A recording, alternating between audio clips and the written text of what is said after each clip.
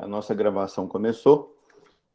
Quero inicialmente agradecer a presença de todos, vários colegas aqui da Associação Médica, a doutora Jane, nossa vice-presidente, a doutora Deise, nossa diretora científica, a doutora Larissa, também nossa diretora, demais participantes, doutor Fabiano Nogueira, Fabrício Oliveira, doutora Isabela Lemos, que já até nos deu uma palhinha aí a respeito de um assunto muito palpitante, doutor Éden, Débora, Marcelo Costa, Lorena Savino, o Paulo, esposa da Larissa, estou vendo ali aqui embaixo. Quero agradecer muito a presença de todos, tenho certeza que vamos aprender bastante com o doutor Denis.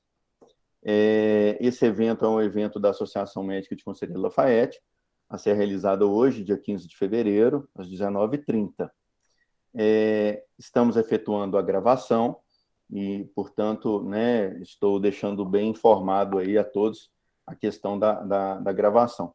E peço, nesse momento, a autorização do Dr. Denis para a cessão da sua imagem pessoal e até dos slides que ele elaborou com tanta diligência, para que, se ele concordar, a gente disponibilizar essa aula e essa gravação na nossa página no YouTube, nosso canal do YouTube da Associação Médica de Conselheiro Lafayette. Quero apresentá-lo. O Dr. Denis Paiva é endocrinologista, titular da Sociedade Brasileira de Endocrinologia e Metabologia, conselheiro da Sociedade Brasileira de Diabetes, coordenador do Departamento de Síndrome Metabólica e Pré-Diabetes da Sociedade Brasileira de Endocrinologia e Diabetes, e diretor do Centro de Referência em Endocrinologia e Metabologia. Doutor, a palavra é sua e muito obrigado mais uma vez por sua presença e sua disponibilidade de estar conosco. Obrigado, Carlos, pelo convite, obrigado a todos, em especial a Deise, o Olavo, a Isabela, que tanto me receberam com muito carinho, e a todos que estão aí destinando um pouquinho do seu precioso tempo para a gente conversar sobre um tema tão palpitante, né, que é a obesidade, mitos e verdades. Eu costumo dizer, inclusive citei isso para uma paciente, que o maior obstáculo ao verdadeiro tratamento da obesidade é justamente esse Grand Canyon, esse abismo enorme que existe entre o médico e o paciente. E estreitar esse caminho é uma necessidade fundamental se você quer realmente um tratamento bem feito e bem conduzido. Esse caminho, esse obstáculo, esse Grand Canyon de distância, ele se mantém afastado e talvez até se estenda mais com um negócio que não deveria existir, que é o mercado da obesidade.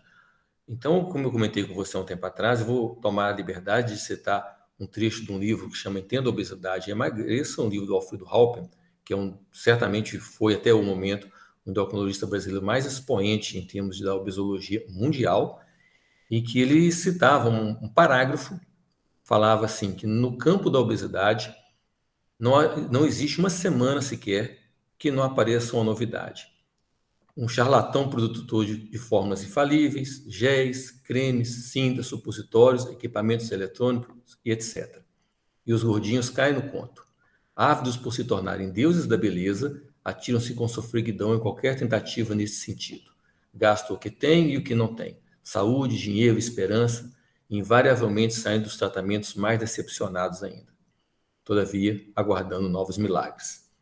Essa foi uma citação que tem quase 30 anos, e infelizmente lá para cá a gente vê que a situação não mudou, se é que mudou para pior. E esse Grand Canyon é que atrapalha os pacientes, que coloca o paciente em situações fora da realidade, permite o paciente chegar em momentos da doença que às vezes não tem mais volta.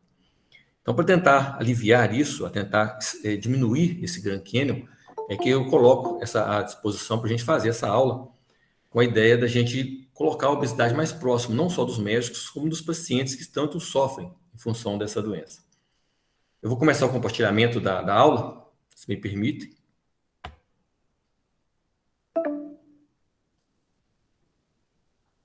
Só um segundinho aqui.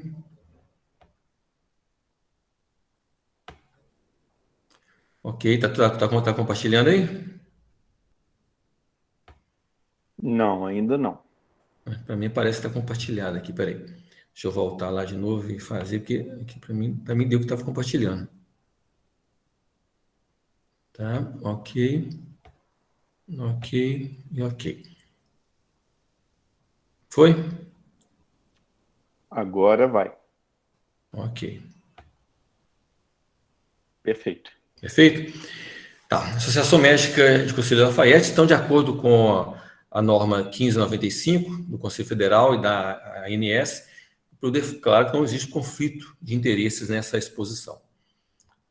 Então, tratamento da obesidade, mitos versus fatos, né? Obesidade versus verdades e mitos. Primeiro, vamos começar com perder peso é fácil. É só fechar a boca e pronto.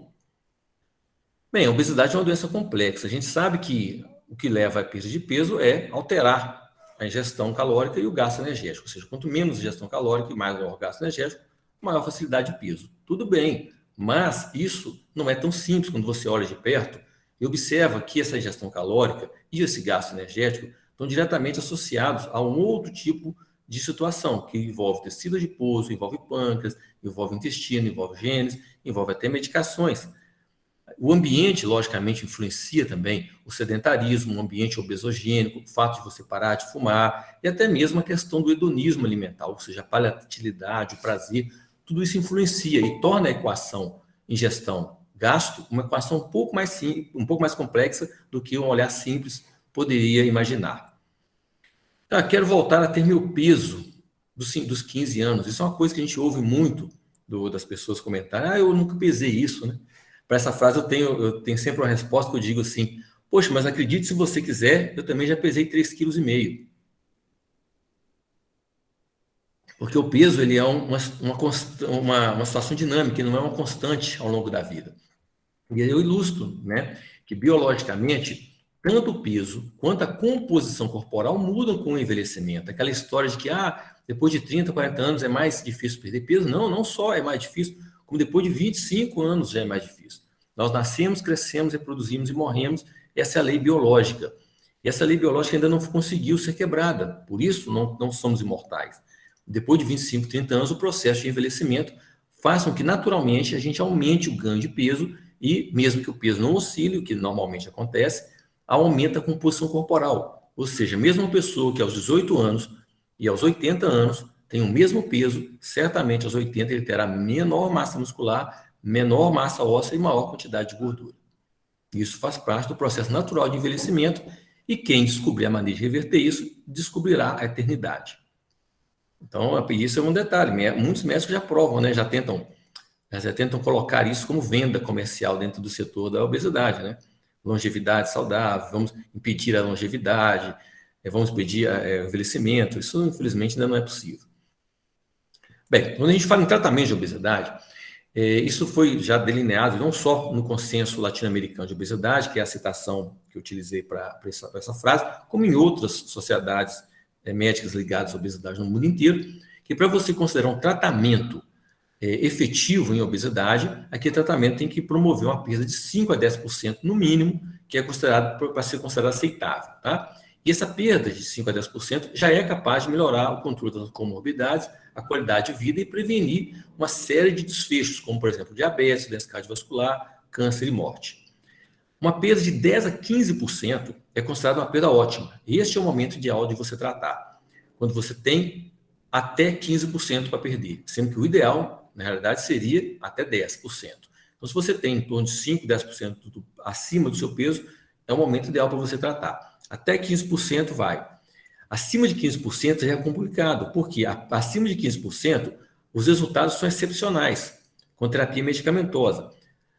Com terapia cirúrgica, a gente ainda consegue atingir em torno de 30%. E acima disso, não se consegue mais uma perda real. Então, parece uma coisa meio óbvia, mas a gente às vezes age pelo impulso e não pelo raciocínio, né? Então, uma pessoa, por exemplo, de 300 quilos, jamais vai voltar a ter 70 com o conhecimento médico atual. Existe um limitante da perda. Esse limitante, em termos de a abordagem não cirúrgica, é em torno de 15% até 20% do peso corporal. E em termos de abordagem cirúrgica, em até 25% a 40%, dependendo da técnica cirúrgica. Não se há, na medicina, recurso para você avançar a perda de peso além disso. E isso é outro mito que a gente tem. As pessoas que têm aquela ideia de que eu posso deixar o peso ir, posso deixar o peso avançar, quando quiser, ou até mesmo como alguns dizem, quando eu tomar vergonha, eu volto o peso. Tem até a brincadeira da camisa, né? Eu sou gordo, mas e daí eu posso emagrecer? Pior é você que é feio. E, infelizmente, a situação não é nada simples como se coloca. E aí vem aquela pergunta, poxa, doutor, mas se tem um limitante de quantidade e de tempo, quantos meses vai durar o meu tratamento? Quanto tempo que eu tenho que tratar a minha obesidade? Bem, lembrar aqui que eu acabei de citar que o curso natural do peso é aumentar com o passar do tempo. No muito, ficar estável, havendo dentro dessa estabilidade uma alteração na composição corporal. Quando você tem uma intervenção, você tem uma redução de peso que segue sempre essa linha. Uma redução intensa, seguida de um platô e de um reganho, geralmente ultrapassa a linha basal com o tempo. E por isso acontece, logicamente, por mecanismos de defesa contra a redução do peso, que eu não vou entrar em detalhes deles, vou citar algumas coisas mais para frente, mas uma série de mecanismos. A gente sabe por que acontece, mas tem pouca a agir em como isso acontece. Bem, intervindo nisso, ou seja, você promove um tratamento para perda de peso. Quando chega no platô, promove uma intervenção, seja qual for esse platô, tá? Seja qual for a abordagem que você utilizou. Quando chegar nesse platô, e todo o tratamento tem um platô, até mesmo um tratamento cirúrgico, você pode tentar avançar um pouco, e você observa que a segunda intervenção consegue, às vezes, angariar um resultado de peso, mas não tão severo quanto aconteceu aqui, tá? E dali segue o tratamento, seguir o tratamento segue para sempre. Controle de peso é um controle necessário para a vida toda, uma vez que o indivíduo cruza a linha da obesidade e não é mais apenas uma perda de peso estética. Bem, então eu vou tratar. Estou ciente que eu preciso de tratar, estou ciente dos limites do tratamento, medicamentoso ou não medicamentoso, estou ciente da cronicidade do tratamento e o que está aprovado no tratamento pela Anvisa. Bem, hoje no Brasil a gente tem aprovado a sibutramina, temos o Orlistat, temos a liraglutida e a associação bupropiona com naltrexona, que já está aprovado, mas ainda não está lançado. Vai ser lançado comercialmente, provavelmente nesse primeiro semestre ainda, tá? Com o nome de Contrave pela Merck.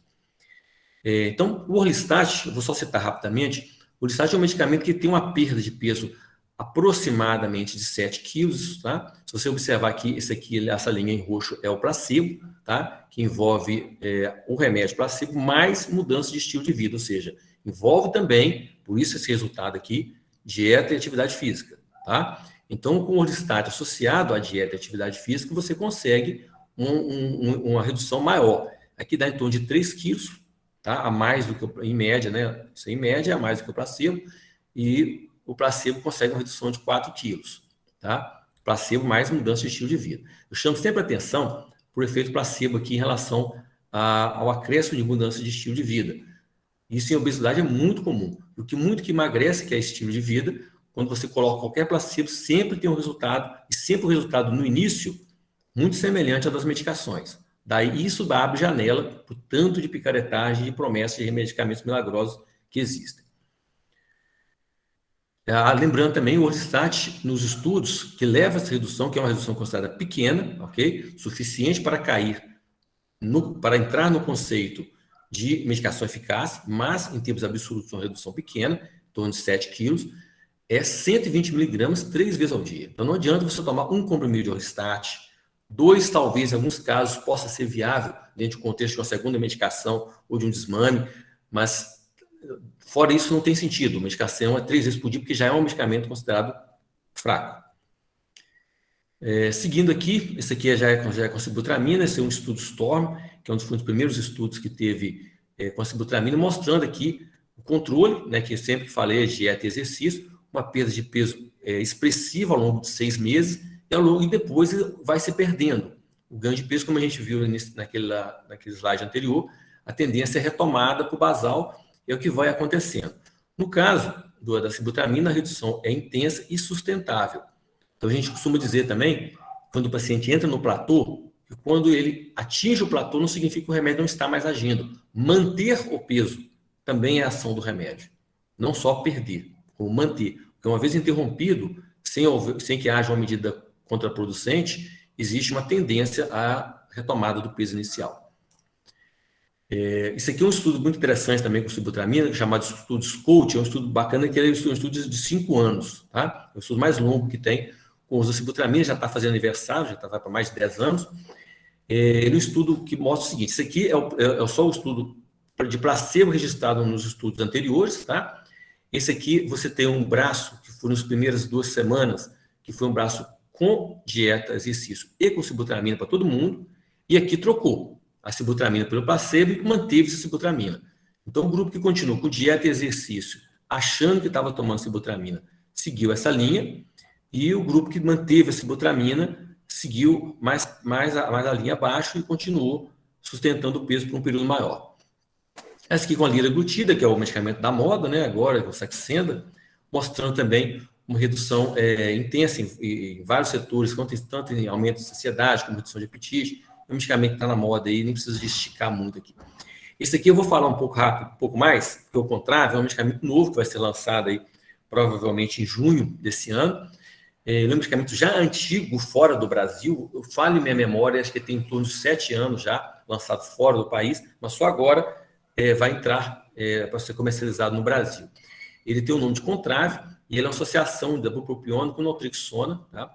Uma associação fixa, e ele baseia no pressuposto de que a bupropiona tem uma ação em aumentar a recaptação, reduzir a recaptação, ou seja, aumentar na fenda sináptica o nível de noradrenalina e dopamina, coloquei aqui, e com isso estimular a produção de neurônios PONC, né, que é a proopiomelanocortina, que é um hormônio inibidor de apetite, tá?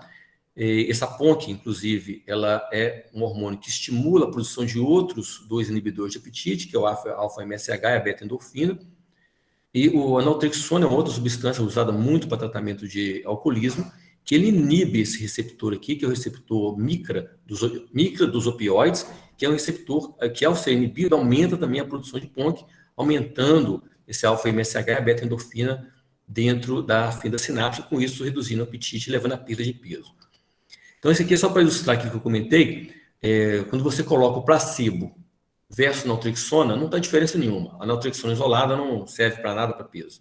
A bupropiona tem uma pequena redução pequena, 4% do peso corporal, não é considerado suficiente para estar enquadrado em grupo de medicações para a obesidade.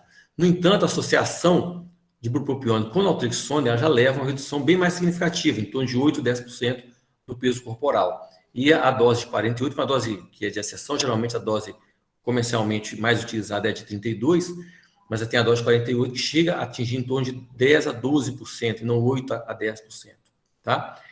É um medicamento que tem bastante efeito colateral, especialmente em termos de náusea, tá? E nas doses comumente utilizadas, né, que é a dose de 32 é a dose mais comum. Tá? Náusea, dor de cabeça e constipação são os efeitos colaterais mais comuns. Bem, então eu dei uma pincelada nos medicamentos label e agora vamos começar a entrar na parte mais controversa. Eu estou tocando um pouco um ritmo mais acelerado, que o objetivo é bater em mitos e verdades, né? Então, medicamentos off-label podem ser usados sem preocupação? Bem, não sei, vamos ler. O que é o off-label? O off-label é um medicamento que tem uma indicação não aprovada em bula. Você está usando esse medicamento para uma indicação que não consta na bula, tá?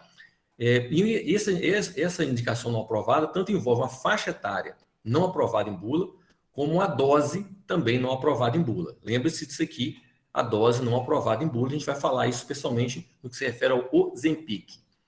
Em via de administração não aprovada em bula. Aí eu cito a doutora Isabela, que antes da apresentação estava conversando comigo sobre o que foi procurada por um representante de pellets para implantar no subcutâneo metformina, colocar também hidrocortisona. Então, via de administração não aprovada em bula desses medicamentos também é considerado uso off-label. Tá?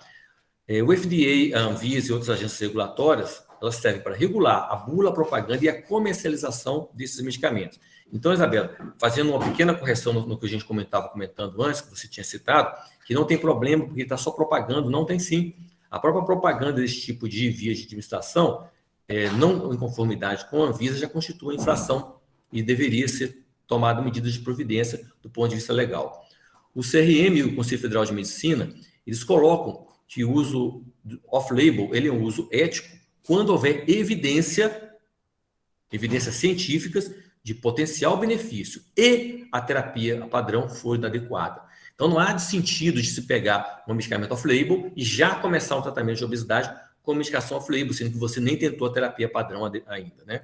Então, quais são os medicamentos de uso off-label em obesidade? A gente vê a dupla fluoxetina, sertralina, semaglutida, dulaglutida, semaglutida, Ozempic, vou falar um pouco mais dele aqui, que é o que está na moda, semaglutida, dulaglutida, topiramato, e mesmo a lisdexanfetamina, são medicamentos de uso off-label em obesidade. Então, aqui eu vou falar da semaglutida, é o Ozempic. O Ozempic é um medicamento que está na moda para ajudar a tratamento de obesidade. É um medicamento que foi aprovado para esse fim nos Estados Unidos recentemente. Esse é um trabalho, foi ano passado, que onde foi aprovado nos Estados Unidos, com o nome de Wegovy. Deixa eu voltar aqui no slide. Ele foi aprovado nesse estudo com resultados excepcionais, de 16% de perda de peso, tá? Excepcionais resultados, porém, na dose de 2,4 miligramas, tá? Foi a dose que foi conduzida no estudo. Lembrando aqui que a semaglutida disponível no Brasil, ela é de 1 miligrama, ou seja, ela é 2,4 vezes menor do que a aprovada no estudo para obesidade. Ou seja, a dose máxima disponível no Brasil é menos da metade da dose que se usa para resultado em termos de obesidade. Óbvio, isso pode parecer óbvio. Poxa, que produto que podemos ter lançado para obesidade, com todo o apelo comercial, não ia querer ser lançado para obesidade? Mas por que o Ozempic, o fabricante, inclusive o mesmo fabricante do Wegovy, né, que vai ser lançado, por que ele seria um idiota? Por que ele não lançaria comercialmente um medicamento para ajudar na obesidade, que o mercado é bem mais amplo do que o tratamento para diabetes no qual ele é lançado?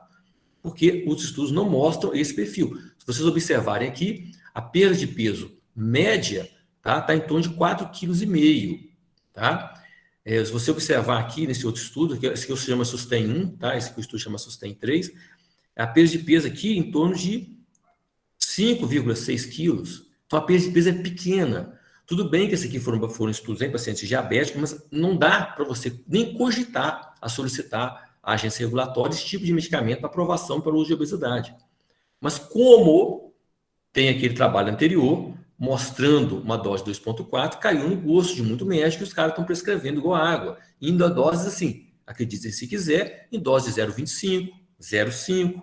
Obviamente, muitos pacientes perdem peso por dois fatores, por efeito placebo do medicamento, lembra que eu citei sobre o efeito placebo, tá?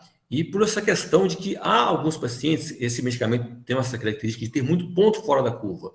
Então, vocês vão ter, essa redução aqui de 5,6, que é uma redução de peso média, mas vocês vão ter pacientes que ganharam peso com semaglutida, perderam 1 quilo, mas você vai ter pacientes que perdeu 10 também. Então, ele tem muito ponto fora da curva. Mas é um medicamento caro. Eu acho que dificilmente um paciente se sentiria bem se o médico virasse para ele e falasse honestamente, olha, eu vou te prescrever aqui um medicamento que é aprovado para tratamento de obesidade na dose 2,4 vezes acima da dose máxima que eu estou te prescrevendo, mas eu vou te prescrever aqui essa dose que é 2,4 vezes abaixo, ou até menos ainda, para ver se você cai no grupo dos pacientes que dão sorte e perdem um pouco mais de peso. Em função disso, você vai gastar R$800 com a medicação injetável. Eu acho que poucos pacientes topariam isso. Mas essa transparência que também é necessária e exigida pelo CRM em termos de uso off-label, não é o que a gente vê na prática. Então, a Clínica de Obesidade de Londres, é uma bem famosa em relações, também comenta sobre a perda de peso com o Ozempic, 1 miligrama, em torno de 6,5 kg, tá? Aqui mostrando, inclusive, em pounds, né, que são em libras, aqui mostrando a redução do peso. Se vocês observarem aqui, de 207 pounds para 10 pounds, ou seja, uma redução de nem vai dar 5%, talvez menos, em pounds, tá? Isso aqui vai dar aqui 5 quilos, 4,5 kg, não chega a 6 quilos, como ele coloca aqui, tá? É uma redução muito pequena para um medicamento de muito custo, comparando com o que a gente já tem aprovado label, né? E o próprio fabricante, isso aqui é um retrato da bula, como eu falei para vocês, ele tem doses máximas de 1 miligrama, tá? Ele é indicado para diabetes tipo 2, e aqui, ele, como mal do medicamento, como reação colateral, como efeito comum, ele coloca perda de peso e perda de apetite. Então, perda de peso e perda de apetite é um efeito colateral desse medicamento, podendo afetar 1 em 10 pessoas. tá? E não é nem classificado como muito comum, não, que é mais do que 1 em 10 pessoas. 1 em cada 10 pessoas pode promover perda de peso e redução de apetite nessa dose de 1 miligrama. E isso tendo na bula como efeito colateral. Bem, continuando, a acupuntura ajuda a perder peso? Vamos lá. A maioria dos estudos de curta duração, que são não controlados e com protocolos inadequados, não conseguem mostrar efeitos benéficos da acupuntura na redução direta do peso. Talvez uma maneira indireta em termos de ajudar na ansiedade, mas não uma redução direta no peso. Poxa, fitoterápicos, às vezes não vão causar mal? Eu acabei de comentar com vocês também, antes de começar a aula, esse caso que ficou emblemático aí, a mulher morre de hepatite após tomar chá de emagrecimento, lembrando que essa mulher aqui não era uma mulher comum, era uma enfermeira, então ela é uma profissional ligada à área de saúde já, ela já de 42 anos, mesmo assim ela caiu na sedução de usar um composto de 50 ervas emagrecedoras, né? E isso custou a vida dela. Bem, entre as 50 ervas, a gente pode citar algumas que são muito utilizadas, a efedra cínica, ou o mahowang, também tem esse mesmo nome. Os estudos mostram que ela é muitas vezes utilizada com cafeína e aspirina, com perdas pequenas, em torno assim, de 1 quilo, comparado com o placebo, e um aumento de 2 vezes a 3 vezes e meia o risco de efeitos psiquiátricos, gastrointestinais e cardíacos, incluindo AVC. A erva de São João, também mais conhecida como hipérico perfurato, ela tem uma ação serotoninérgica e é usada para tratamento de depressão, em alguns casos também bem questionável, mas não há evidência científica nem segurança suficiente para abordar o uso em termos de redução de peso. A Garcinia camboja, isso aqui é uma coisa também que eu gostaria de chamar a atenção para vocês, dentro do que a gente vê de uso de mito e inadequado, a gente vê muito assim um apelo para o coração, para a emoção, em detrimento da razão. Você vê que a Garcinia camboja, isso é comprovado, ela inibe a síntese de citrato, tá? Ao inibir a síntese de citrato, ela aumentaria a síntese hepática de glicogênio. Então, isso é uma suposição. Sabe-se que ela inibe a síntese de citrato, sabe-se que provavelmente ela aumenta a síntese hepática de glicogênio. Daí já supõe-se que ela vai inibir o apetite, daí supõe-se que ela melhora a estocagem de gordura corporal. Mas quando você coloca isso nos estudos que são realizados, você não consegue mostrar resultado efetivo sobre a redução do peso e nem muito menos em estudos de longo prazo. Então, o que a gente vê muito na prática é isso, extrapolação de efeitos fisiológicos para aplicabilidades clínicas, sem antes ter estudos que comprovem aquilo, e a maioria dos estudos não comprovando. Isso aqui é o Psyllium plantago ovata, é uma fibra hidrossolúvel, utilizada muito para tratamento de problemas intestinais, também não tem diferença na redução de perda de peso, mas é muito utilizado com a proposta de aumentar a saciedade. O mesmo que se fala de quitosana, goma-guar e glucomanã, também são fibras hidrofílicas utilizadas com a sensação de aumentar a sensação de saciedade, que supostamente melhoraria, mas não existe estudo comprovando sua eficácia no tratamento da obesidade. A quitosana, para quem é das antigas, como eu, merece também um comentário à parte. Quando lançou o Orlistat, ele foi lançado com o nome comercial de Xenical, tá? E o Xenical era um remédio considerado caro na época. E a quitosana é um extrato da casca da ostra, que ele teria supostamente o mesmo efeito que o Xenical teria, de se agregar a partículas de gordura e não deixar essas gorduras absorverem. Diferente só do Xenical, que o Xenical age inibindo a lipase intestinal. Então, ele ligaria diretamente às gorduras. Só que os estudos mostraram que não havia diferença de gordura fecal pré e pós-uso de quitosana, e os estudos de intervenção não mostraram o resultado do peso. Então, o medicamento, quando ele foi lançado, ele chegou a ser lançado como droga, propagada nos consultórios médicos, o quitosana ele foi lançado com o slogan de Xenical do pobre. Quando ele perdeu isso nos estudos científicos, e não tinha mais espaço para o meio médico, nem desse uso off-label, nem mesmo os picaretas usavam mais, ele migrou para o público e começou a chover propaganda dele na televisão. E aí a propaganda, muito sabiamente, ou muito maldosamente, colocava assim, quitosana, efeitos comprovados de perda de peso. Sim, mas não colocava que eram sempre iguais ao placebo. O efeito era comprovado, sim, mas não superior ao placebo. E isso promove perdas de peso de até 10 quilos. Então, zero está dentro de até 10 quilos. E isso vendeu, foi a maneira que eles tiveram de desovar toneladas de quitosana que foram sintetizadas antes de decretar a falência da substância. A mesma coisa do goma-guar, glucomanã e tantos outros.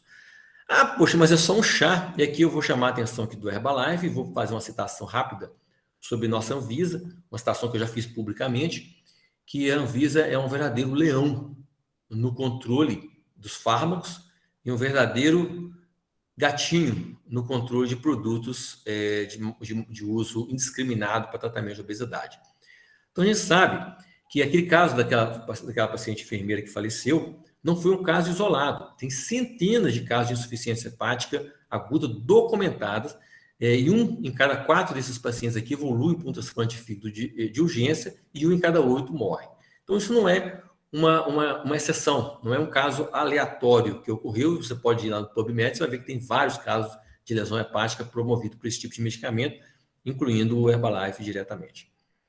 Bem, a solução, então, é o quê? Óleo de coco. Não há evidência científica nenhuma, nem mecanismo fisiológico que aponte que o óleo de coco leve à perda de peso. Inclusive, por ter conteúdos elevados de ácido graxo saturado, como o ácido laurico e miristíaco, ele pode ter um efeito deletério, uma vez que ele tem potencial de aumentar o colesterol LDL.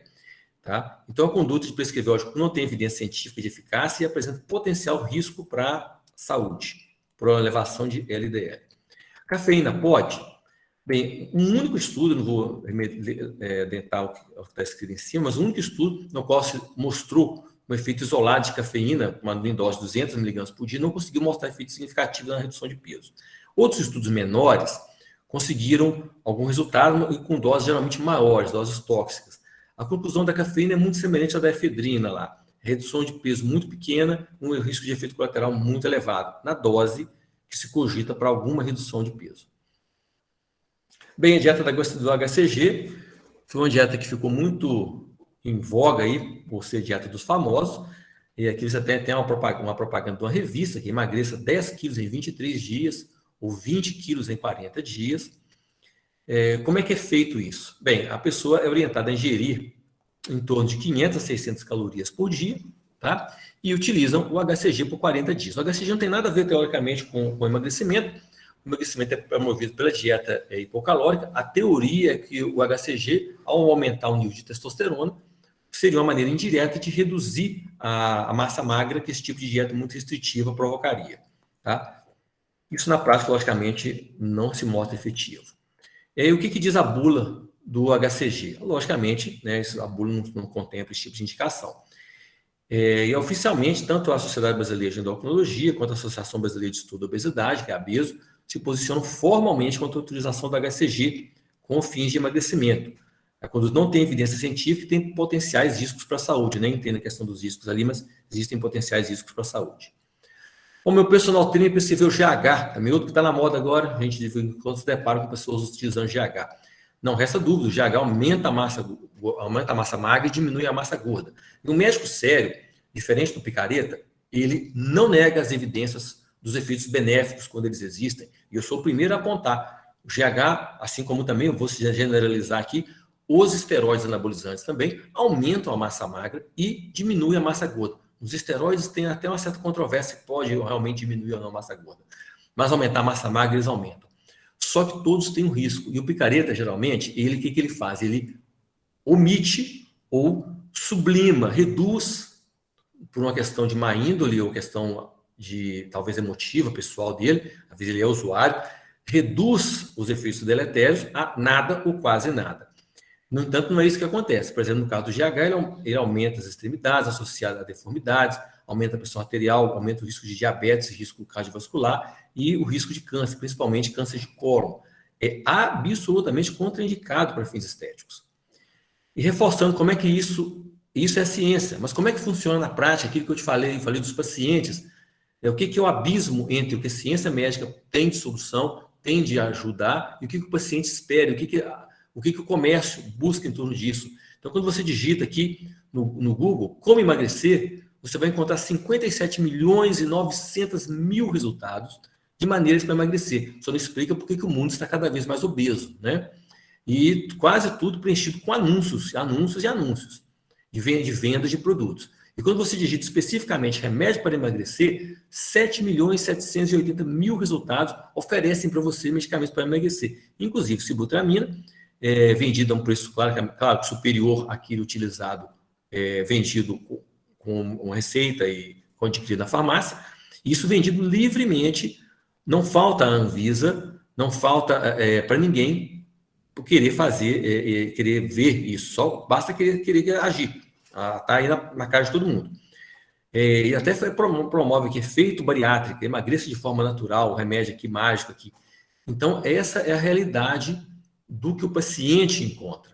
Então, o paciente encontra o seguinte: você pode comer o que você quiser, pode ser sedentário o que você quiser, pode engordar o quanto que você quiser. Coma e engorde. Se você emagrecer, nós te vendemos uma maneira simples, rápida e eficiente de promover seu emagrecimento e com saúde. Então, ele acredita nisso. Por isso, ele permite, por omissão, que a doença avance tanto, e quando ele chega, às vezes a gente não tem opção nenhuma, só indicar tratamento cirúrgico, ou às vezes nem tratamento cirúrgico ele pode ser contemplado. E a gente vê aqui, isso é um cartaz fotografado num poste, explosão de milagres, né? O homem de Deus que ora e o milagre acontece na hora, aqui se ora aqui faltando o H. Então, entre vários milagres, aqui está: você está gordo, acima do peso e quer ficar magro, o homem de Deus ora, o H que estava lá veio para cá. E a pessoa fica magra na hora. Venha e veja. Então, esse tipo de anúncio. Conheça a bariátrica hipnótica. Por que você não quer emagrecer? Para aumentar a autoestima, ter mais saúde, venha arrasar neste verão. Então, esse tipo de propaganda que simplifica um problema que é de extrema gravidade do ponto de vista de saúde, não só individual, como saúde pública, só faz o mal para as pessoas. Bem, então, concluindo e colocando aqui as mensagens que eu gostaria de transferir para vocês, em termos de mitos e verdades em torno de obesidade, que trabalhar com prevenção e tratamento precoce hoje é a melhor estratégia contra a obesidade.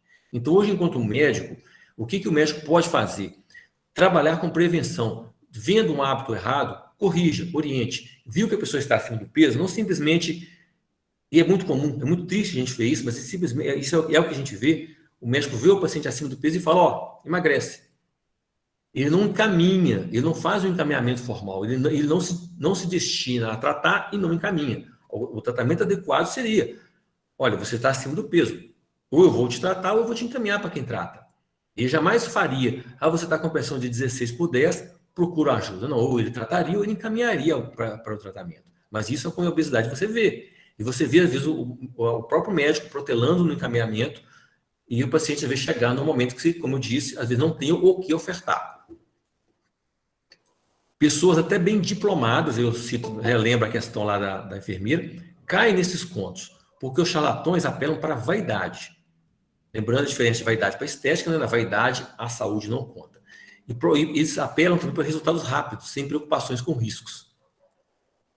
A impunidade, e aí vamos falar, acabei de mostrar para vocês um monte de coisas ilegais, que estão aí para todo mundo ver, mas não há interesse em se punir, porque trata-se a obesidade como uma questão meramente estética. Embora, do ponto de vista estritamente científico, todos os médicos marcariam sim a obesidade uma doença, mas, infelizmente, a conduta de tratá-la como uma doença não é uma unanimidade, talvez seja uma minoria. Acaba tratando a questão como uma questão de vaidade, e isso gera impunidade e uma espiral do silêncio em relação ao que a gente vê em termos de maus profissionais, picaretas, charlatões e, como eu digo, sempre em redes sociais, criminosos de jaleco.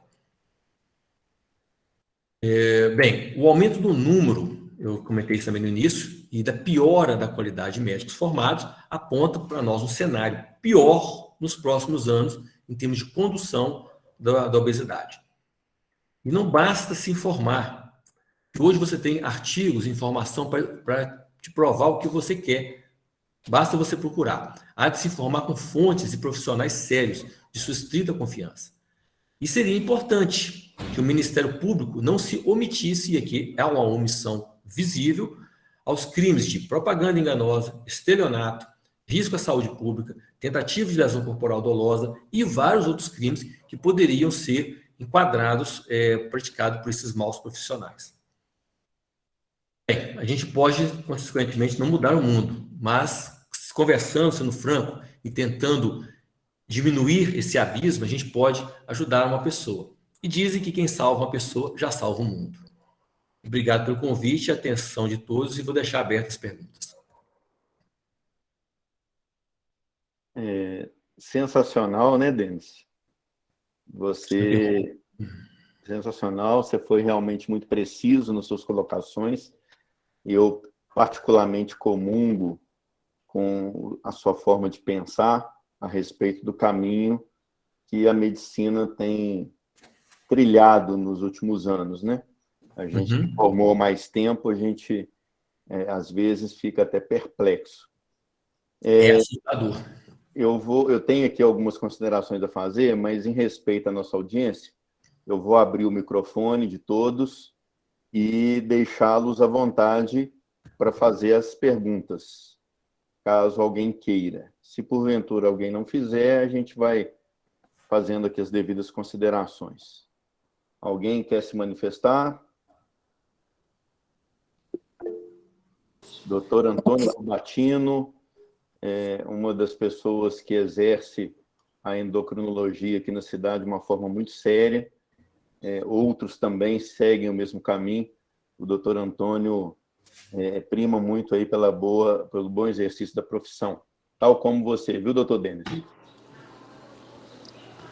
Posso falar, meu presidente?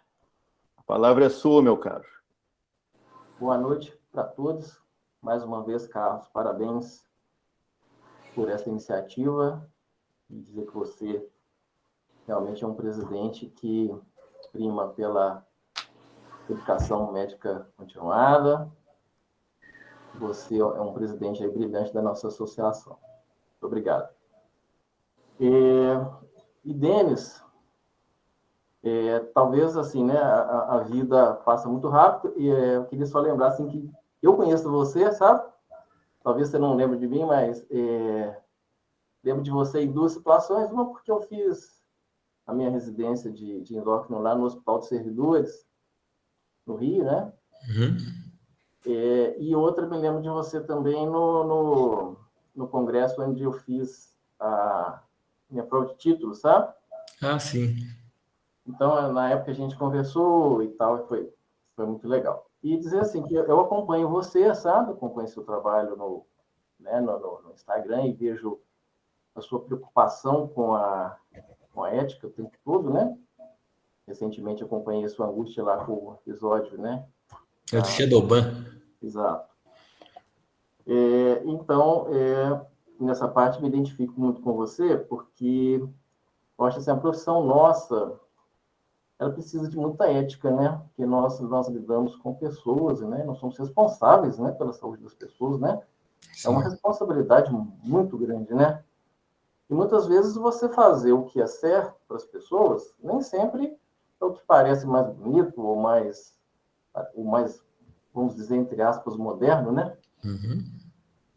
Então, dentro dessa preocupação com a ética, eu vejo, Denis, né, 3 dificuldades que a gente que quer fazer dessa forma encontra. Uma delas é a internet, né, que realmente, como você mostrou ali, né, a busca é muito grande e a venda, né, é muito pouco fiscalizada, né, assim, a gente tem a venda de produtos, né, que muitas vezes são tidos como naturais ou inofensivos, né, ou inócuos, mas a gente viu há pouco tempo, por exemplo, aquele caso daquela enfermeira em São Paulo, né, consumiu uma cápsula com ervas, né, e veio a óbito por hepatite fulminante, né. Então, muitas vezes muitas pessoas veem uma compra na internet como uma coisa, que você está vendendo a venda livre, então tudo bem, né? Mas, de repente, isso aí pode ser muito perigoso, né? Então, eu acho que a internet é um dos desafios, né, para a gente orientar isso, né, para os nossos pacientes, para não se consultar pela internet, né? Outra coisa que eu acho muito preocupante, né, colegas, é realmente, assim, o crescimento da prescrição de produtos muito perigosos por colegas, né? Até você mesmo citou aí a questão do HCG, né? Mas a gente tem visto também muito a questão de esteroides mesmo, anabolizantes, né? Antes eram só as academias que prescreviam, né? entre aspas, prescreviam, né? Porque, teoricamente, só o médico pode prescrever, né? Mas hoje nós temos, né, uma frequência relativamente alta de... É um problema de saúde pública aí já. Prescrevem, né? Prescrevem da mesma forma que nas academias. E, por fim, né, concluindo, e já estou falando demais, o outro desafio que eu vejo é justamente isso aí que você disse, do marketing, né? Que você fazer o que é certo nem sempre chama tanto atenção ou se parece muito moderno, né? Mas a gente tem que manter a nossa linha de ética o tempo todo, né? E primar pela boa prática baseada na ciência, né?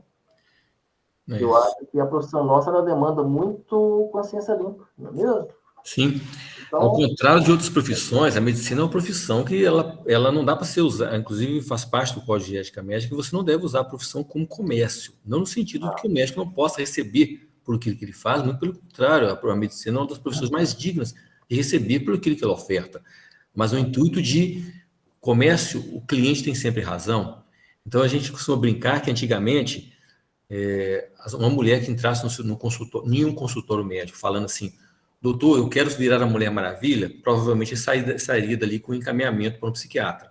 Hoje, há uma grande chance que ela saia dali com um chip de testosterona e uma receita de bomba.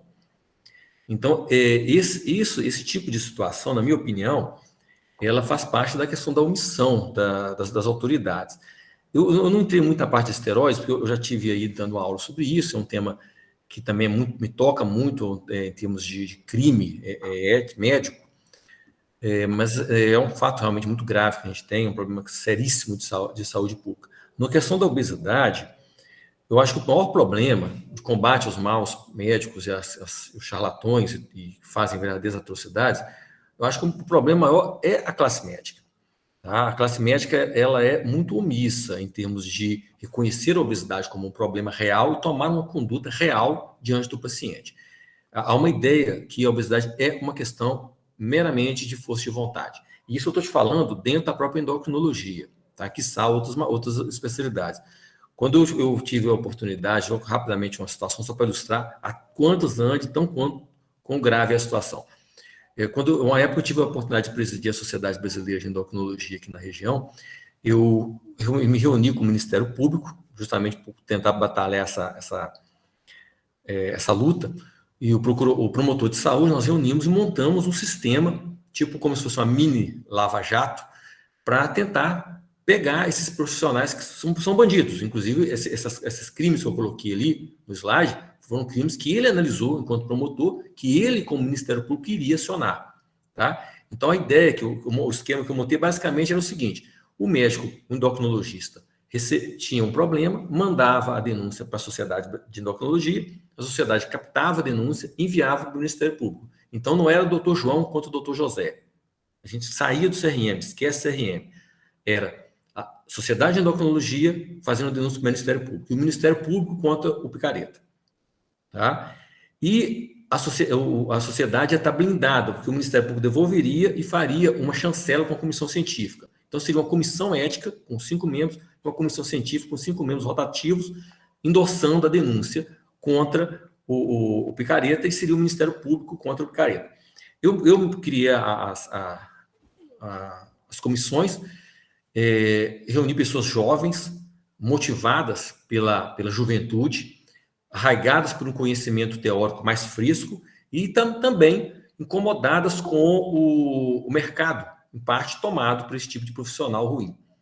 Tá? Eu peguei a primeira denúncia, que foi de um cara que prescrevia, a denúncia era de uma fórmula assim, fórmula emagrecedora A1, e tinha um carimbo da farmácia que ele ia manipular o que era A1. Né? Só aquela farmácia sabia o que significava A1, então, além disso, tinha uma venda casada, uma série de irregularidades. Então, pense bem nisso. Eu criei a comissão, eu peguei 2 tardes da minha vida montando com o Ministério Público como a gente iria agir. Eu peguei a denúncia, eu mesmo levei a denúncia para a comissão que eu criei e a comissão nunca levou para frente. A minha própria comissão, que foi criada, sequer se dignou a levar para o promotor. E o promotor várias vezes me abordou na cidade, ainda assim com certo ar de deboche, falando: poxa, mas cadê as denúncias que você falou que iam chegar, que nunca vieram? Então, faz parte, e logicamente, eu cobrei isso da comissão, e a resposta da comissão era sempre assim, não, deixa para lá, o paciente vai lá também porque quer, o paciente que vai em picareta tem que se lascar mesmo, o paciente esse mês tem que se lascar também, não vou mexer com isso não, deixa para lá. Então, era sempre a postura da classe. Então, enquanto a classe tiver essa postura, felizmente, a gente não tem hombridade para cobrar, a gente não tem moral para cobrar do Ministério Público alguma ação. Muito obrigado a participação do Antônio, lapidar como sempre, e obrigado, Denis, por suas considerações. A doutora Maria Inês solicitou aqui a palavra.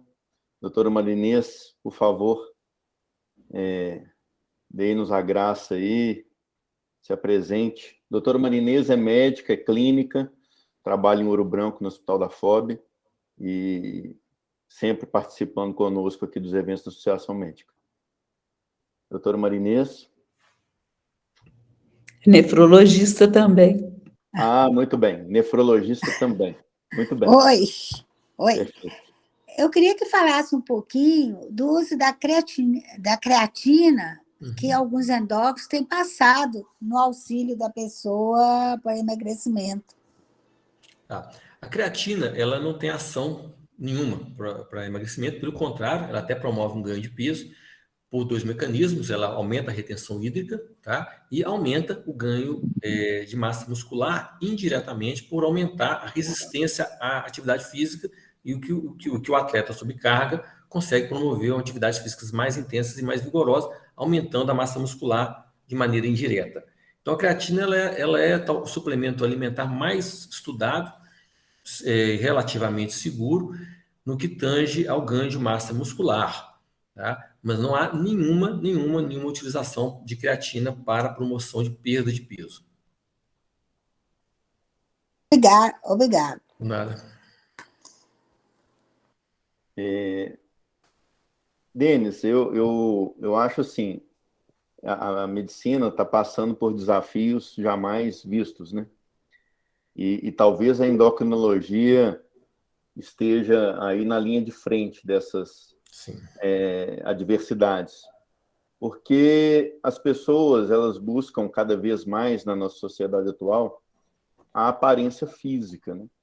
Os valores, eles foram desviados para a materialização, a aparência física, bens materiais, né?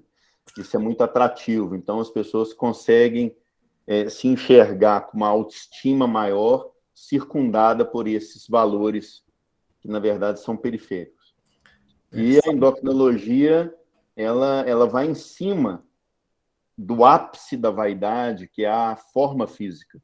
Sim. Então, as pessoas deveriam entender que o emagrecimento e o controle do peso é uma necessidade por questões de saúde, mas o que eu observo hoje, eu não tenho um número para expressar para vocês, mas vejo que a grande maioria busca, na verdade, é a vaidade física.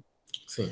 E aí, como a vaidade ela é um pecado capital, né? Segundo Santo Tomás de Aquino, em 1250, escreveu a Suma Teológica e colocou lá os pecados. Os pecados são aquilo em que o ser humano ele é fraco, ele não consegue lutar contra, ou quando consegue com muito custo, muita dificuldade. E a vaidade está lá, uma das reluzentes, né? E aí é muito fácil ganhar dinheiro explorando a vaidade humana. A indústria farmacêutica nada de braçada nesse oceano, os colegas aí de pouca índole ética também buscam esse caminho, né? Então, eu vejo que muito do que você ponderou é um problema da nossa sociedade moderna, mais do que, talvez, da nossa profissão de forma isolada. Sim. Na nossa profissão, isso é muito impactante, porque como a gente adentra dentro do corpo das pessoas, prescrevendo medicações que serão usadas e o corpo vai reagir com aquilo, a gente está vivenciando um momento aqui na medicina brasileira também muito paradigmático, que é o da explosão das faculdades, sobretudo as faculdades privadas, né? E a pessoa gasta verdadeiras fortunas para se formar, os pais pagam mensalidade, sabe-se lá como, para poder concluir o curso e ter um diploma, e isso tem que voltar de alguma maneira para o bolso da pessoa. Ela enxerga isso como um investimento mercadológico, mais do que um investimento profissional de conhecimento. E não fosse só isso, né? Assim que termina a graduação, vêm os cursos de pós-graduação, que são tão caros ou mais caros que as próprias graduações. E aí, nesses cursos reluzentes, com as suas propagandas maravilhosas, as pessoas viram os verdadeiros magos do emagrecimento e da beleza. Nós vimos aí, eu vi até pelo Instagram da nossa querida Daisy, aplicações de botox falso na testa das pessoas, e a pessoa ela sequer se questiona, fala, gente, esse medicamento que está sendo me vendido aqui está com preço tão mais baixo e essa pessoa está me cobrando tão pouco frente aos outros, será que eu não estou entrando numa cilada e ela só percebe a cilada que ela entrou depois que causou aquele dano horroroso? Viu, Deise? Eu fiquei olhando aquela foto lá com aquelas lesões na testa e fiquei imaginando, né, o que leva uma pessoa a cair numa conversinha fiada dessa. E foi graças ao seu Instagram que eu vi aquilo lá, senão não teria visto, não. É muita coisa. E aí eu fico pensando, né, onde que nós chegamos. Eu, por exemplo, sou reumatologista. E quando eu prescrevo uma medicação, Denis, os pacientes eles vêm com 200 ressalvas. Ah, mas você vai prescrever hidroxicloroquina, hidroxicloroquina falou que ataca o coração, ataca o olho, não sei o quê, papapá, e o cara tem lúpus. E a evidência, no momento, mostra que a hidroxicloroquina aumenta a sobrevida desses pacientes. Agora, para o outro lado, essa picaretagem disseminada, ninguém questiona.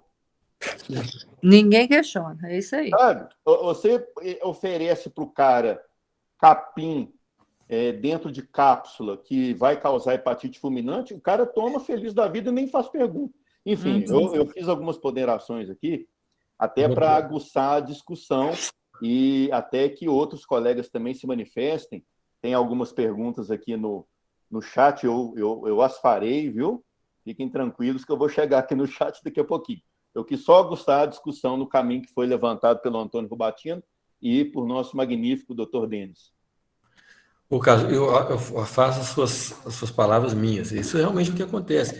Eu só ressalvo um detalhe aqui, que a estética em si, ela não tem problema de você cuidar da estética. A estética é até saudável, faz parte da higiene mental. O problema é que entre a estética e a vaidade não existe uma linha fina e tênue. É uma linha, ela é bem traçada, bem nomeada, e ela chama saúde.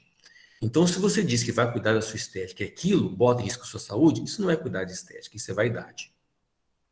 E a vaidade é um problema muito grave no que a gente vive hoje em dia. Então, assim, eu costumo citar muito, isso não é só no Brasil, não. Eu costumo citar muito, assim, para a gente ver, Ken humana, Barbie humana, a mulher, a gente até ri nos grupos de WhatsApp, aquelas fotos, a pessoa toda deformada. E muito poucas vezes as pessoas se perguntam assim, mas peraí, ela fez 40 cirurgias plásticas, mas quem operou ela 40 vezes? Certamente não foi um veterinário. Então, as pessoas não se questionam o outro lado da moeda. Deveria se questionar, sabe? Mas e essa questão de não se faz nada, esse negócio é o seguinte, e também eu concordo com você, assim, plenamente, é uma questão de valores que têm sido modificados na sociedade, isso aí é uma questão que vem acontecendo, mas é uma questão política também. A democracia, o que a gente fala, né, dentro da parte de estudo de liberdade política, a democracia também pode ser encarada como uma ditadura da maioria. Então, se você pensar nesse lado, a ditadura da maioria, a maioria da população é médica? Não, não é. A maioria da população é não médico, /paramédico. Então, quando você coloca a democracia em termos de ditadura da maioria, quando você tem que opinar, por exemplo, como a lei do ato médico, por mais que ela seja correta, certa e justa, ela não passa. Porque não há a intenção de se fazer o belo, correto e justo. Há a intenção de se agradar a democracia, que é a maioria. E o que a maioria quer? Brincar de ser médico. entendeu? E aí eu vou citar, como você citou, né, o São Tomás de Aquino, eu vou ser um pouco mais simples aqui, citar o nosso tupiniquim, Nelson Rodrigues, que dizia que os idiotas, dentro do estímulo da democracia, vão dominar o mundo, não porque são capazes, mas porque são muitos.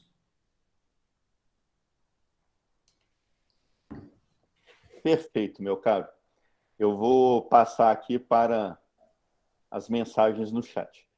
Lembrando que temos alguns ouvintes que não são médicos, Sim. São pessoas interessadas no assunto e que nos pediram para participar. Então, essa ressalva aí. A Lorena Salviano, ela pergunta se há possibilidade de saber se a obesidade tem causas genéticas, hormonais, e em alguma parte do corpo o acúmulo de gordura é mais prejudicial à saúde. Lorena, assim, eu peço até desculpa, assim, a aula era um pouco mais técnica, eu tirei muita parte, eu ocultei muitos slides ali, que eram slides mais técnicos, para tentar tornar uma palestra mais alcançável para pessoas não médicas. Mas não dava para abordar tudo, então eu não coloquei essa questão, e foi uma boa pergunta sua, que me dá a oportunidade de falar um pouco sobre isso. Sim, a obesidade ela pode ser genética, e de duas maneiras. A maneira mais clássica, que é a herdada, tá? Você nasce com um distúrbio genético, ela é muito evidente. Geralmente são obesidades polifágicas, são pessoas que comem muito desde a mais tenra idade. Então, dificilmente você passa assim, de 5, 10 anos de idade sem ter uma criança gravemente obesa. Tá? Isso existe, essas obesidades, mas são raras. Existem as obesidades genéticas por alterações genéticas, por mutações genéticas. Isso daí ainda é uma questão assim, sabe-se que ocorre, mas não se tem ainda certeza absoluta do que faz ocorrer e não há nenhuma possibilidade de reversão disso.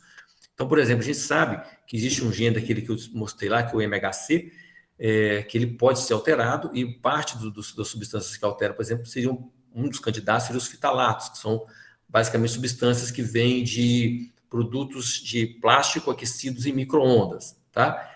Então, isso pode acontecer que os fitalatos alterem a expressão genética do MHC e pode acontecer que isso leve à obesidade. Então, é o pode do pode. De qualquer maneira, não vai mudar o tratamento, porque você não tem como desreverter isso. Tá? Então, não adianta a gente focar num fator causal externo, se esse fator causal externo não é removível. Tá? Em termos de distribuição de gordura, sim. Obesidades mais de abdômen tende a falar mais a favor de problemas relacionados à resistência insulínica e problemas de hormônio de crescimento, de GH. Tá? Obesidades mais periféricas tendem a ser obesidades menos impactantes do ponto de vista de cardiovascular, mas nem por isso saudáveis, com mais impactos no sistema ósseo e articular e impactos também no sistema circulatório. Então, tem essas conotações, sim. Ok. O nosso colega Fabrício Oliveira fez algumas perguntas aqui no chat. Ô, Fabrício, você não quer abrir o microfone e participar? Às vezes é mais fácil. Você tem aqui algumas perguntas, mas se você não quiser, eu faço as perguntas aqui para o Dr. Denis. Tranquilo, é o que for mais confortável aí para a dinâmica da reunião. Aí, participa conosco. Não, a palavra é sua. Tá bem, obrigado, Carlos. Boa noite, Denis. Foi uma ótima palestra aí. Eu vi um pouquinho da sua experiência, né, em relação ao tratamento da obesidade na interface com a psiquiatria. A gente vê os quadros de humor, a questão da compulsão alimentar com o uso do Venvance e o uso do topiramato, né? O off-label a gente vê muito prescrito como uma forma de segurar efeito colateral de medicamento. Uhum. Mas pensando nas causas o efeito da obesidade no humor sem ser por efeito medicamentoso, né, nesse caso. Aí, se você puder falar um pouquinho da sua experiência, agradeceria. Obrigado, viu? Ok. Eu coloquei ali, fiz questão de colocar tanto o topiramato quanto a lisdexanfetamina como drogas off-label para tratamento de obesidade, porque elas não são para tratamento de obesidade, elas são focadas em compulsão alimentar. Muitas vezes, embora nem sempre, pacientes com compulsão alimentar estão acima do peso. Mas o paciente com compulsão alimentar, mesmo com peso normal, ele poderia ser utilizado, ter benefício da utilização daquelas medicações. Então, ele não enquadraria no critério de diagnóstico de obesidade, mas poderia estar utilizando aqueles fármacos. Eu vejo como uma opção interessante. É uma via de entrada boa, uma via de solução boa. O que eu vejo como dificuldade é a via de saída. Então, o paciente ele se vê motivado, ele se vê feliz em ter uma opção medicamentosa para aliviar o sofrimento dele, eu não vejo problema algum nisso, só que eu vejo uma despreocupação muito grande em sair disso. E a saída da compulsão alimentar, a gente sabe que está ligada ao exercício físico, está ligado à questão de uma psicoterapia. Então, ele começa com o medicamento e simplesmente ele acha que precisou de tomar 2, 3 comprimidos por dia e agora ele está ótimo e ele cisma que agora ele pode zerar isso e vai ficar bem. Logicamente, isso não acontece. Então, a minha ressalva do uso não é tanto da questão do uso em si, mas da falta do planejamento para a retirada do uso quando isso é possível. E quando não é possível, deixar bem claro para o paciente, não é possível. Você terá que usar isso a vida toda, ou pelo menos sem prazo para interrupção. E a gente não vê isso muitas vezes feito. Em relação à questão da sertralina, da fluoxetina, que também são medicamentos psiquiátricos, também não tem indicação direta para tratamento de obesidade, mas pode ter um benefício indireto em pacientes ansiosos. A própria sertralina tem lá transtornos obsessivos e compulsivos, incluindo a compulsão alimentar.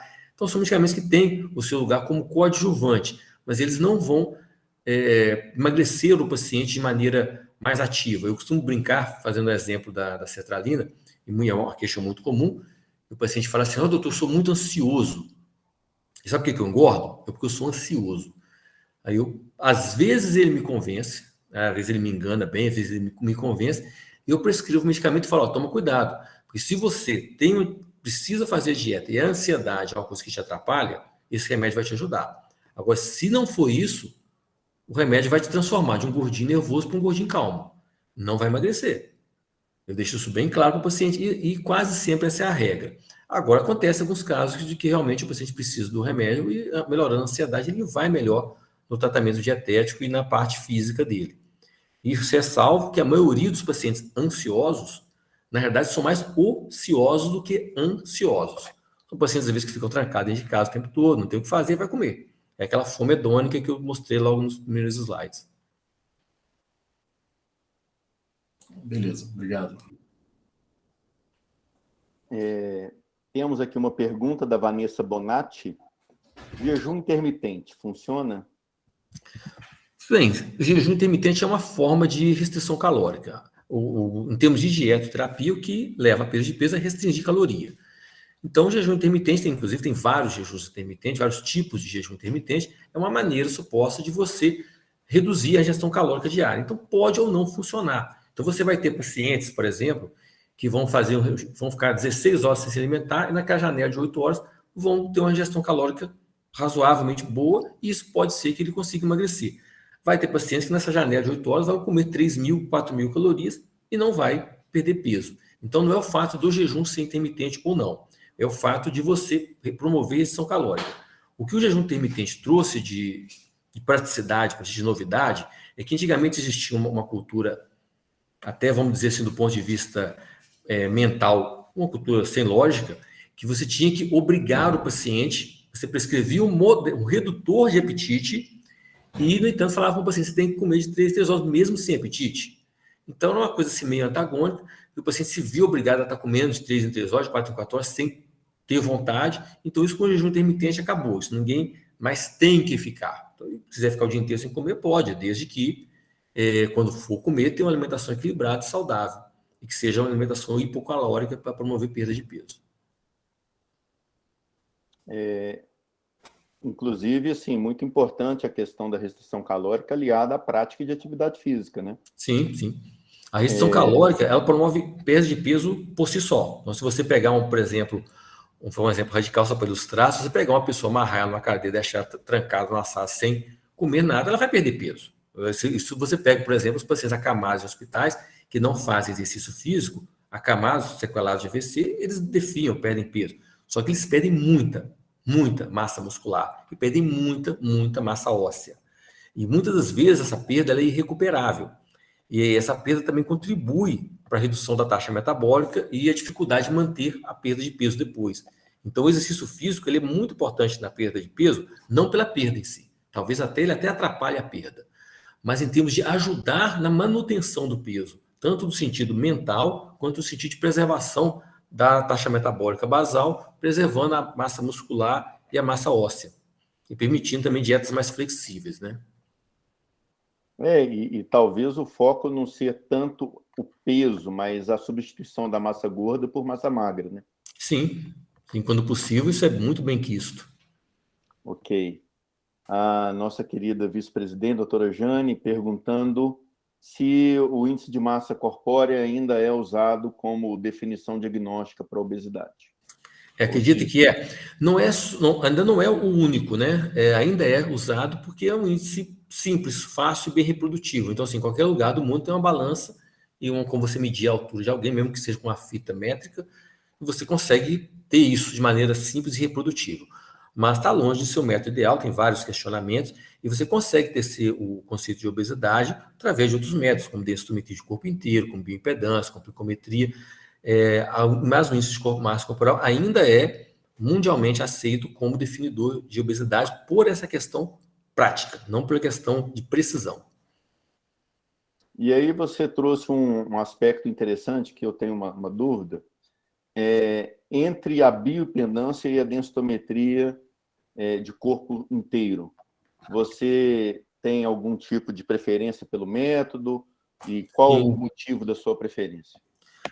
Poxa, em termos de precisão ou de praticidade? De precisão, né? Porque a gente lida com A números densitometria de corpo inteiro ela é mais precisa, é um método de minha preferência para quando a perda de peso envolve atletas, envolve pacientes idosos. Tem que sempre lembrar, chamar a atenção que a perda de massa de peso no paciente idoso pode precipitar osteoporose, vou lembrar sempre disso. Então, a densitometria é o meu método de escolha, porque é um método desses métodos, o método mais preciso do ponto de vista clínico disponível para a gente. Não é o método mais preciso na ciência, mas é o método mais disponível clinicamente. Eu acabo fazendo muito bioimpedância, porque eu tenho aparelho na minha clínica, eu não cobro para fazer, eu faço os pacientes, aí eu faço como eu quero, quando eu quero, de quem eu quero. E aí, quando eu quero, uma informação que me é útil. Então, a bioimpedância é um método mais simples, mais barato, melhor do que o IMC, mas não é um método bom igual a densitometria. Mas tem a vantagem de ser, como eu falei, não tem radiação também, é um método mais simples de você separar o que é massa gordurosa do que é massa magra, e às vezes, dependendo do aparelho, você consegue separar a massa hídrica também. E a pessoa acaba que ela será acompanhada longitudinalmente, né? E os parâmetros de comparação serão dela com ela mesma. Sim, tem essa vantagem. A gente faz a cada 3 meses, 6 meses. Aí você meio que neutraliza a questão do método utilizado, né? Sim, e essa questão que a prega cutânea, que é um método muito usado em academia, ele tem esse problema, que mesmo você fazendo com o mesmo examinador, com o mesmo método, então tem vários tipos de métodos, entre o mesmo indivíduo, você tem variações muito grandes. Então, na bioimpedância, na densitometria, já não tem tanta variação assim. A densitometria realmente é um método muito bom, uma pena que envolve um custo maior e radiação, mas é um método muito mais preciso para você ver isso, mostra, inclusive, distribuição de gordura, né? Áreas de maior distribuição, de menor distribuição, mostra massa magra, a massa óssea também acaba vindo de brinde, vamos dizer assim. Não mostra segmentos, mas mostra a massa óssea total. Então, é um método que tem crescido cada dia mais no meu olhar. A doutora Jane faz uma ponderação aqui, que talvez a Sociedade de Endocrinologia pudesse ter uma sessão especificamente para lidar com essas propagandas de marketing ostensivo, né?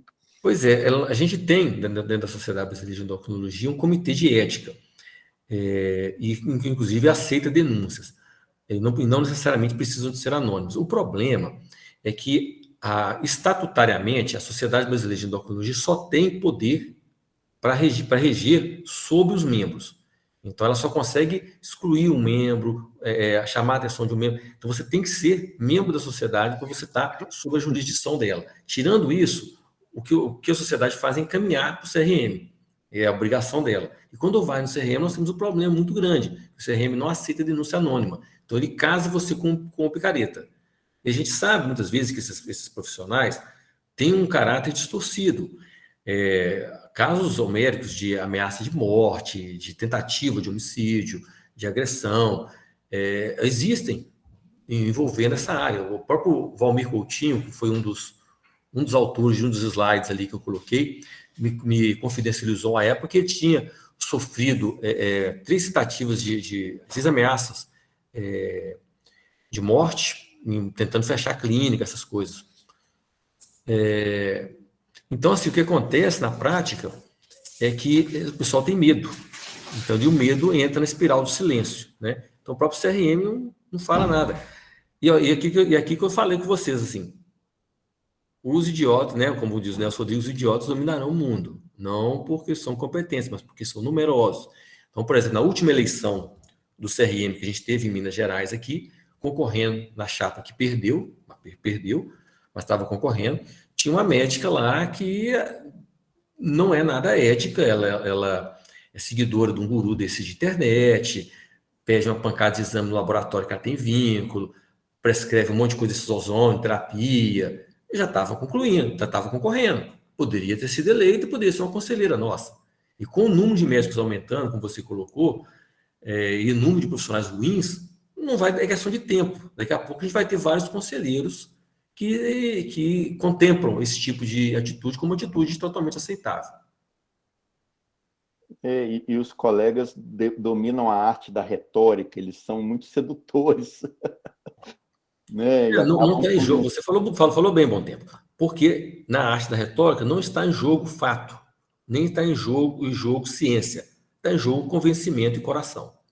É o verdadeiro sofista da Grécia Antiga. E justamente. A nossa querida Isabela Lemos levantou a mão. A doutora Isabela. Mais uma vez aí, parabéns, Denis, pela palestra, né? Não esperava menos de você, né? Que a gente acompanha o trabalho seu aí, realmente sempre defendendo a boa ética e a endocrinologia com seriedade, como você mesmo coloca lá, né? E a minha impressão é que o brasileiro tem culturalmente essa necessidade de achar que ele tem alguma coisa que ele vai conseguir melhor que todo mundo e que ninguém está sabendo. É levar vantagem. Verdade. Então, é o famoso bilhete premiado. Então, assim, eles acham que achou um chá que vai realmente funcionar e que, né, só ele que sabe que isso existe, né? Então, eles têm essa sensação, assim, de que vão descobrir uma coisa que os outros não sabem e que vai emagrecer com aquilo. Então, foi uma febre o tal do Modern Diet. Não sei se aí em Juiz de Fora foi, mas eu tive vários. Não chegou aqui, mas... Nossa, não é possível. Não, esse daí já passou no Fantástico. Esse daí você vai dar um Google depois só para você ver o absurdo do negócio. Eu tive vários pacientes que me falavam, não, mas né, outras pessoas estão tomando, estão emagrecendo, e eu quero tomar também. Eu falei assim, eu não sei o que é, eu nunca ouvi falar. Eu gosto muito de citar uma frase que um tio meu, que era médico, já faleceu, citava, que ele falava assim, meu olhinho brilha quando eu vejo esse tipo de discurso. Eu às vezes uso essas frases com os pacientes no consultório. Meu olho brilha quando escuta você falar isso, porque eu gostaria muito, do fundo do meu coração, de ter a sua simplicidade, a sua simploriedade, de achar que a obesidade é um mal que está assolando o mundo inteiro, crescendo no mundo inteiro, acomete pessoas ricas, pessoas inteligentes, países mais desenvolvidos que o nosso, mas você acredita que aqui no Brasil, no país do terceiro mundo, na cidade do interior de Minas, numa ruazinha ali do lado, numa sala, tem um cara que tem um remédio que vai resolver o problema de todo mundo. Eu queria ter essa simplicidade sua. Exatamente, as pessoas têm uma fé assim inacreditável. E aí o Modern Diet passou um pouco, um outro paciente me contou que passou no Fantástico. Eles misturavam na betoneira de rodar cimento, eles misturavam fluoxetina com sibutramina, com furosemida, com tudo quanto há, encapsulava, vendia isso no Brasil inteiro. Então, assim... Isabela, logicamente isso é um absurdo, mas assim, o que eu acho pior desse absurdo nem é isso, é médico, porque quem faz isso é criminoso mesmo, tudo, mas assim, um médico que tem um compromisso com a saúde das pessoas, e como eu já citei, não sei se você viu uma vez, eu coloquei isso no Instagram, médico mercenário não é um médico que cobra pelo que ele faz, não. E quem faz bem feito, que cobre muito caro, e é merecedor daquilo.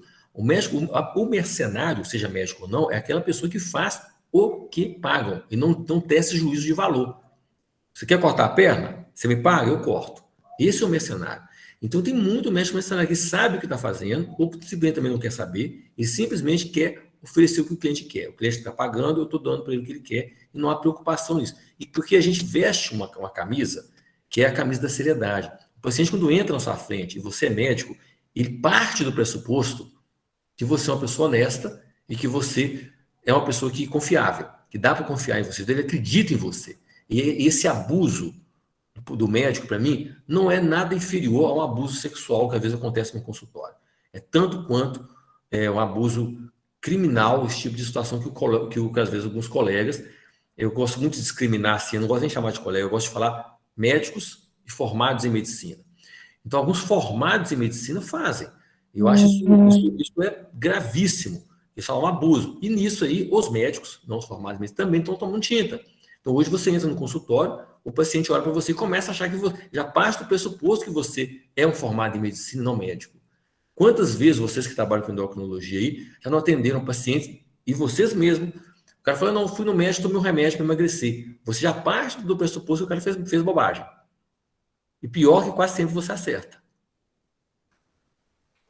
Não, e além disso, né, lembrando que a Anvisa proibiu aquelas formulações gigantescas de manipulação, né, que a gente via, às vezes, o paciente chegar tomando também T3 com furosemida, com várias associações, né, apesar que a gente continua vendo alguns colegas, como diria você, médicos formados em medicina aí, né? Pois é, Isabel, mas uma lei que não tem fiscalização e não tem punição, ela é só uma lei, é só um papel.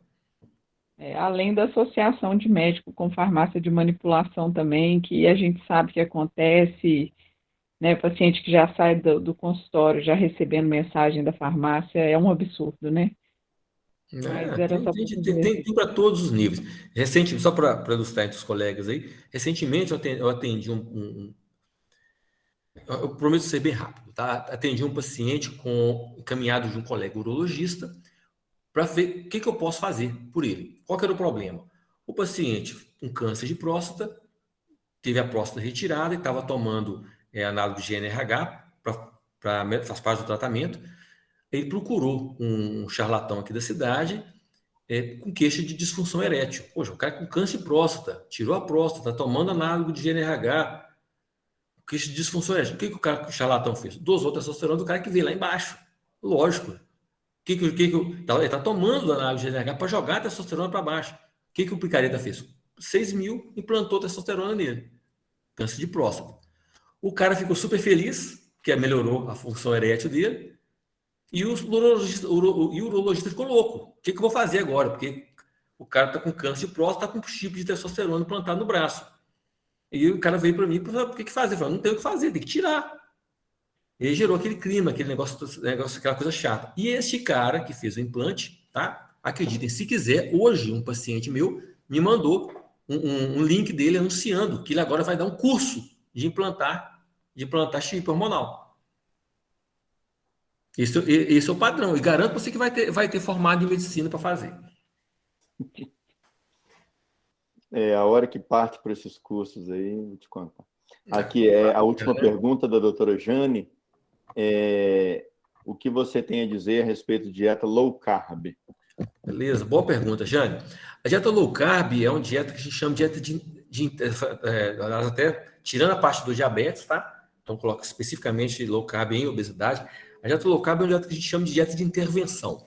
Então ela não é sustentável, ela não é durável, tá? Mas ela tem aplicabilidade em intervenção. Então um exemplo prático para você. Você está um paciente em um platô, você quer fazer uma dieta low carb, você pode fazer. Se você está, mesmo começando uma dieta, um paciente que tem um perfil de resistência insulínica muito severa, pode ser utilizada.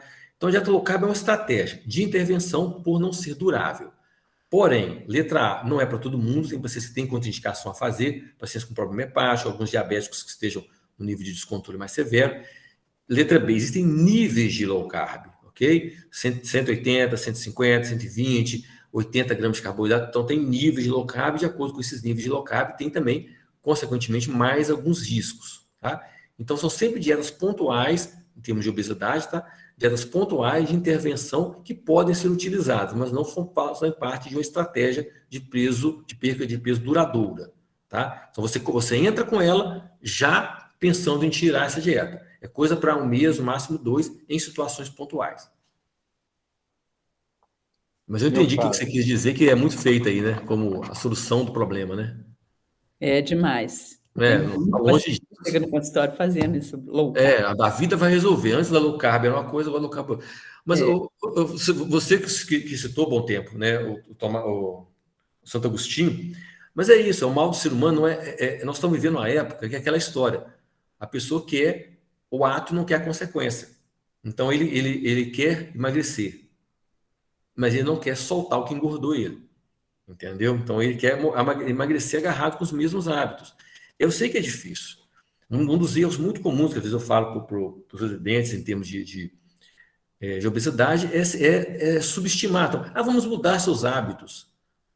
Tá, mas o hábito é uma coisa que surgiu por dois motivos. Ou porque é prazeroso, ou porque é cômodo. Então, quando você fala mudar hábito, você não está falando, você está falando uma coisa muito bonitinha, mas para a prática, o que soa o paciente na realidade?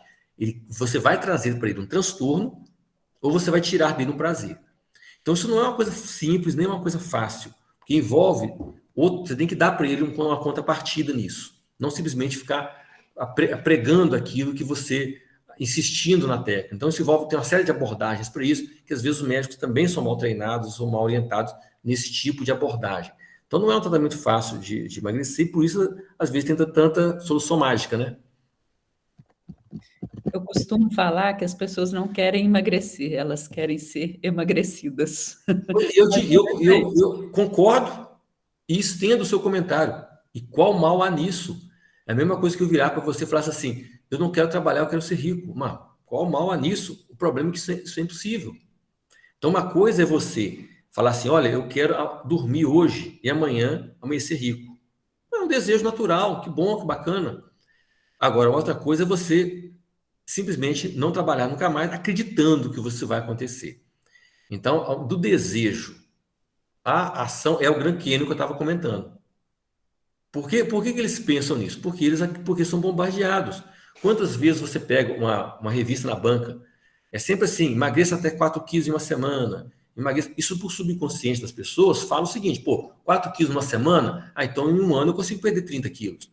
É o que o subconsciente vê. Então isso vai estimulando. Tinha um paciente que falava comigo, assim, já está até de alta, mas ele falava comigo assim, poxa, doutor, é 20 minutos de luz aqui no consultório, 29 dias, 23 horas e 40 minutos de bombardeio fora.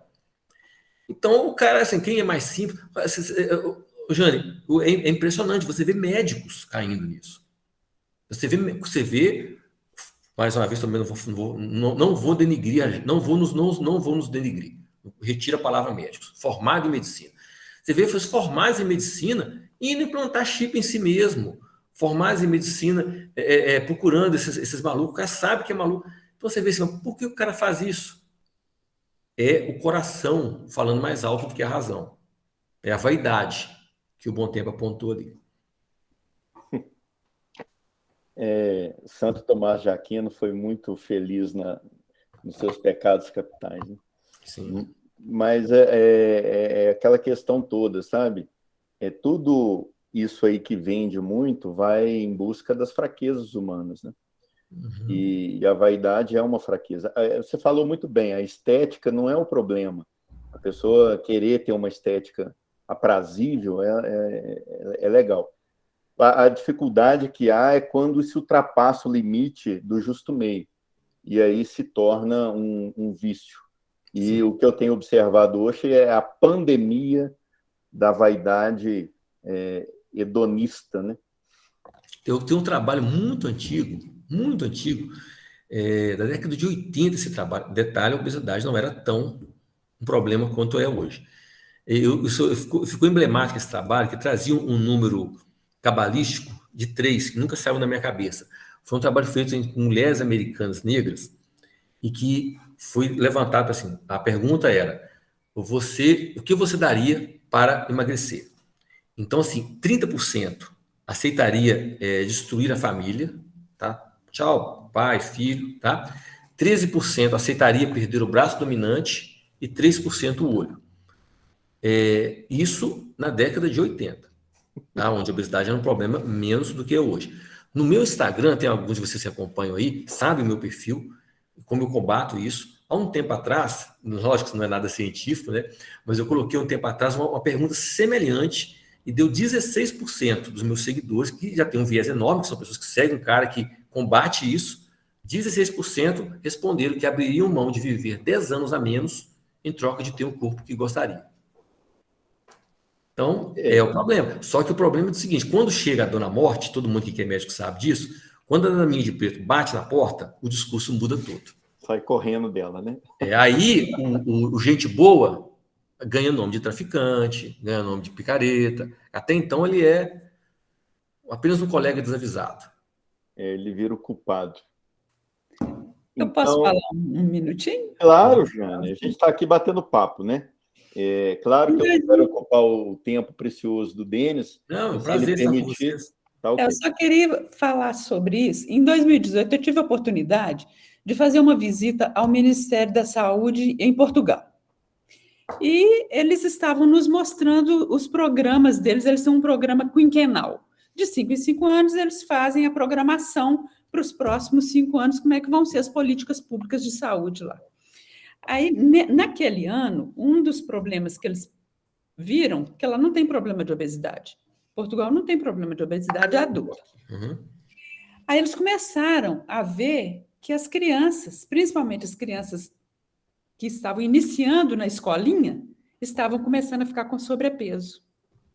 Então, eles já traçaram toda uma política para os próximos 5 anos de proibir coxinha na escola, refrigerante, de chamar pai e mãe para fazer aulas educativas, mostrando como é que faz para melhorar a dieta, não sei o quê, mais atividade física, tirar menino da frente do computador e da televisão, essa coisa toda.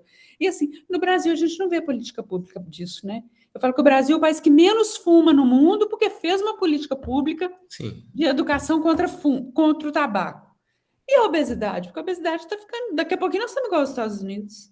Olha, eu vou te falar que nós já estamos em determinados estados, determinadas regiões. A gente só não é igual, porque a gente abrange zonas muito pobres, como o Norte e o Nordeste. Mas em alguns centros, se você pega algumas cidades, nós ganhamos deles, e não é de pouco, não. Algumas cidades a gente já está pau a pau.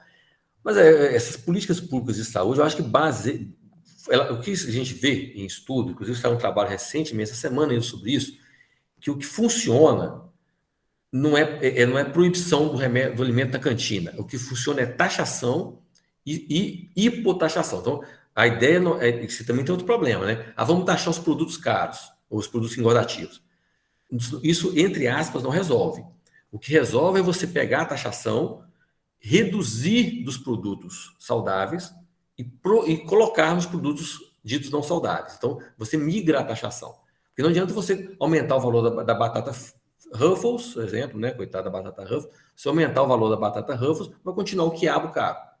Então, a ideia é migrar o preço, tornar as comidas mais naturais. É uma questão de educação também. Eles fizeram campanhas maciças, estão fazendo campanhas maciças. E bater em educação. Mas, por exemplo, no Brasil, eu vou falar um ditado aqui que eu tenho certeza que todo mundo vai saber a resposta. Na minha casa pode faltar tudo, menos... Então já existe um ditado, menos comida, entendeu? Posso economizar com tudo, menos com comida. Então já é cultural do latino, especialmente do brasileiro, que a fartura da comida é um sinal de prosperidade. Então isso daí tudo é uma questão de vínculo. Então tem que trabalhar com a cultura. Eu acho que trabalhar com educação precoce nas crianças é fundamental, e trabalhar também com essa questão de taxação. Essa taxação progressiva que eu estava comentando, tornando os alimentos mais saudáveis, mais acessíveis para as pessoas. E os alimentos não tão saudáveis, não tão acessíveis. E você pensa, mas que cruel isso também, né? Pô, tão rico vai se beneficiar. Que seja. Porque a obesidade no Brasil, ela é um problema de todas as classes sociais, mas ela é um problema mais severo em classes mais baixas.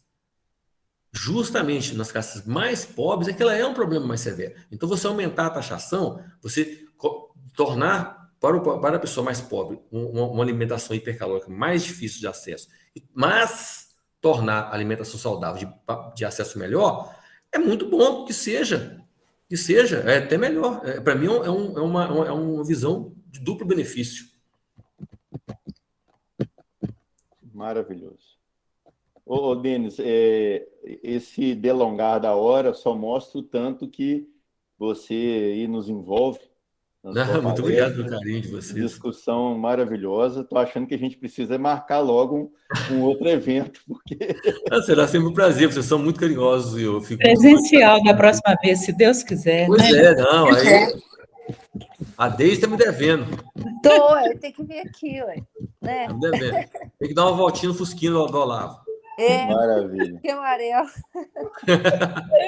Ó, eu quero agradecer imensamente a sua disposição em estar conosco, tá, Denis?